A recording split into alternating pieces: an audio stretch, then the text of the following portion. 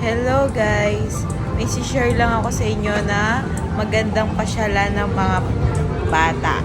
At syempre matatanda na din.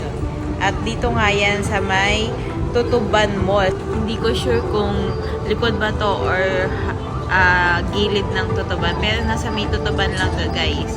Makikita nyo siya agad pag umikot kayo dito. So ayan, may carousel. Para siyang sa mga MOA, ganun, na pinalapit lang. So, ayan, di mo na kailangan pumunta ng MOA para sa mga ganitong activities. So, ayan, meron din yung parang pool na pwedeng magbangka-bangka. Yan yung turtle na yan, nakita nyo guys. Tapos, meron din silang giant inflatable play, ano na yan, area. Ayan guys, kung makikita nyo, parang 3 set yan guys. So, pwede talaga magsabay-sabay